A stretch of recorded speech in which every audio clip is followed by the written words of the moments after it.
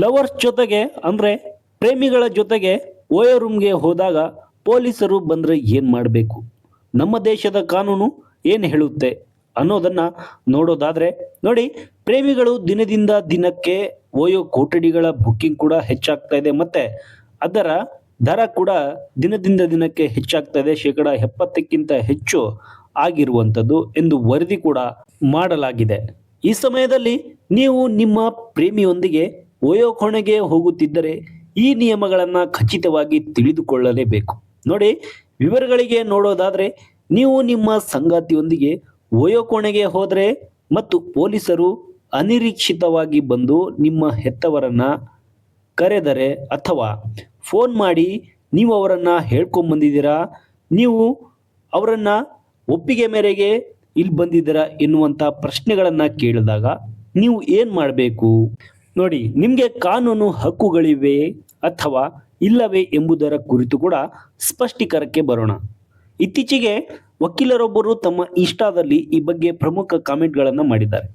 18 ವರ್ಷ ದಾಟಿದ ಜನರನ್ನು ಮೇಜರ್ಗಳೆಂದು ಪರಿಗಣಿಸಲಾಗುತ್ತದೆ.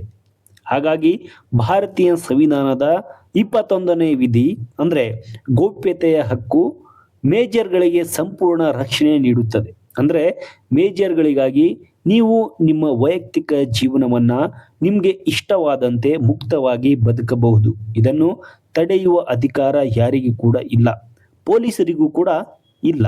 ಹಾಗಾಗಿ ಪೊಲೀಸರು ನಿಮ್ಮ ಹೆತ್ತವರಿಗೆ ಕರೆ ಮಾಡಲು ಕೇಳಿದರೆ ಅದು ಅವರ ಕೋರಿಕೆ ಮಾತ್ರ, ಅದು ಆದೇಶವಲ್ಲ.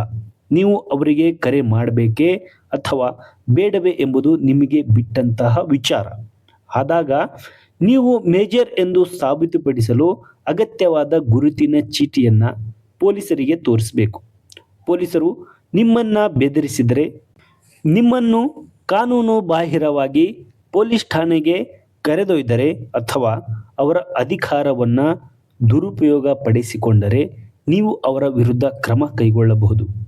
IPC ಸೆಕ್ಷನ್ 126 ಅಂದರೆ 126, 127, 351 ಅಥವಾ IPC ಸೆಕ್ಷನ್ 166 ಅಡಿಯಲ್ಲಿ ಪ್ರಕರಣ ದಾಖಲಿಸಬಹುದು. ನೀವು ಪೊಲೀಸರ ಮೇಲೆ ಕೇಸನ್ನು ಕೂಡ ದಾಖಲಿಸಬಹುದು. ಈ ಥರದ್ದೇನಾದರೂ ನಿಮಗೆ ರೂಮಲ್ಲಿ ಬಂದು ಅಥವಾ ಓಯೋ ಹೋಟೆಲ್ಗೆ ಬಂದು ನಿಮಗೆ ಈ ಥರದ ಟಾರ್ಚರ್ಗಳನ್ನು ಪೊಲೀಸ್ ಅವರು ಏನಾದರೂ ಕೊಟ್ಟಾಗ ಅಥವಾ ನಿಮ್ಮ ಮನೆಯವರಿಗೆ ಕರೆ ಮಾಡಿ ನೀವು ಮನೆಯಲ್ಲಿ ಹೇಳ್ಕೊಂಬಂದಿದ್ದೀರಾ, ನಿಮ್ಮ ಮನೆಯಲ್ಲಿ ಒಪ್ಪಿಗೆ ಇದೆಯಾ ಎನ್ನುವಂಥ ಪ್ರಶ್ನೆಗಳನ್ನು ಕೇಳಿದರೆ ಅದು ನಿಮಗೆ ಬಿಟ್ಟಂಥ ವಿಚಾರ.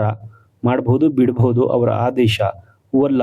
ಹಾಗಾಗಿ ಅದನ್ನು ನೀವು ಮಾಡದೇ ಇದ್ದಾಗ ಪೊಲೀಸವರು ನಿಮಗೆ ದರ್ಪ ಹಾಕಿದಾಗ ಅಥವಾ ನಿಮ್ಮ ಮೇಲೆ ಏನು ಹಲ್ಲೆ ಮಾಡಲು ಮುಂದಾದಾಗ ಅವರ ಮೇಲೆ ನೀವು ಕೇಸನ್ನು ಕೂಡ ದಾಖಲಿಸ್ಬೋದು. ಅವರು ಯಾವುದೇ ಅಧಿಕಾರ ಕೂಡ ಪೊಲೀಸ್ ಅವರಿಗೆ ಇಲ್ಲ. ಯಾಕಂತಂದರೆ ಸಂವಿಧಾನದ 21ನೇ ವಿಧಿಯ ಪ್ರಕಾರ ನಿಮಗೆ ಏನು ವೈಯಕ್ತಿಕ ಗೌಪ್ಯತೆ ಹಕ್ಕು ಕೂಡ ಎಲ್ರಿಗೂ ಇರುವಂತಹ ಒಂದು ಸಮಯದಲ್ಲಿ ಆ ಒಂದು ವಿಧಿ ಕೂಡ, ಆ ಒಂದು ಹಕ್ಕು ಕೂಡ ಎಲ್ರಿಗೂ ಇರುವಂಥದ್ದು ಗೌಪ್ಯತೆಯ ಹಕ್ಕು. ಹಾಗಾಗಿ ಅಲ್ಲಿ ಪಾಲನೆ ಆಗುತ್ತದೆ. ಹಾಗಾಗಿ ಅದೇನಾದರೂ ಪೊಲೀಸ್ ಅವರು ಮೀರಿ ನಿಮಗೆ ಈ ಥರದ ಒಂದು ಟಾರ್ಚರ್ ಕೊಟ್ಟಾಗ ಪೊಲೀಸ್ ಅವರ ಮೇಲೆ IPC ಸೆಕ್ಷನ್ಗಳು ಕೂಡ ಜಾರಿ ಮಾಡ್ಬೋದು, ಅವ್ರ ಮೇಲೆ ಕೇಸನ್ನು ಕೂಡ ದಾಖಲಿಸ್ಬೋದು. ಅಂತಹ ಕೃತ್ಯಗಳನ್ನು ಮಾಡುವ ಪೊಲೀಸರಿಗೆ ಕನಿಷ್ಠ 2 ವರ್ಷಗಳ ಜೈಲು ಶಿಕ್ಷೆ ಕೂಡ ವಿಧಿಸಬಹುದು ಎನ್ನುವಂತಹ ಒಂದು ಮಾಹಿತಿಯನ್ನು ಈಗ ಎಲ್ರಿಗೂ ಗೊತ್ತಾಗ್ತಾ ಇರುವಂಥದ್ದು. ಅದು ಕೆಲವರಿಗೆ ಗೊತ್ತಿದೆ, ಕೆಲವರಿಗೆ ಗೊತ್ತಿಲ್ಲ. ಯಾಕಂದರೆ ಎಜುಕೇಟೆಡ್ ಇರೋರು ಅಥವಾ ತಿಳ್ಕೊಂಡಿರೋರು, ಲಾ ಮಾಡಿರೋರಿಗೆ ಗೊತ್ತಿರುತ್ತೆ.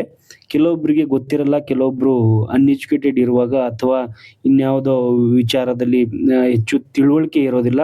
ಅವ್ರಿಗೆ ಇಂಥ ವಿಚಾರದಲ್ಲಿ ಪೊಲೀಸವರು ದರ್ಪ ಹಾಕಿದಾಗ ಅವರು ಭಯದಲ್ಲಿ ಮನೆಯವರಿಗೆ ಎಲ್ಲಿ ಗೊತ್ತಾಗುತ್ತೆ ಎನ್ನುವಂಥ ಒಂದು ಕಾರಣಕ್ಕೋಸ್ಕರ, ಈ ಭಯಕ್ಕೋಸ್ಕರ ಅವರು ಪೊಲೀಸರಿಗೆ ಶರಣಾಗುವಂಥ ಸ್ಥಿತಿ ಕೂಡ ಎದುರಾಗುತ್ತೆ. ಆದರೆ ಅಂಥ ಸ್ಥಿತಿಯಲ್ಲಿ ನೀವು ನಿಮ್ಮ ಸಂವಿಧಾನದ ಏನು ನೀಡಿರುವಂಥ 21ನೇ ಹಕ್ಕನ್ನು ಕೂಡ, ಅದನ್ನ ಗೌಪ್ಯತೆ ಹಕ್ಕನ್ನು ಕೂಡ ಎಲ್ರಿಗೆ ಇರುವಂಥದ್ದು. ಹಾಗಾಗಿ ರಕ್ಷಣೆ ಅದರ ಅಡಿಯಲ್ಲಿ ಬರುವಂತಹ ಎಲ್ಲ ಒಂದು ರಕ್ಷಣೆಯನ್ನು ನೀಡಲಾಗಿದೆ. ಹಾಗಾಗಿ ಯಾರಿಗೂ ಕೂಡ ಹೆದರುವಂಥ ಅವಶ್ಯಕತೆ ಇಲ್ಲ. ಈ ಮಾಹಿತಿ ಇಷ್ಟವಾಗಿದ್ದರೆ ನಮ್ಮನ್ನು ಫಾಲೋ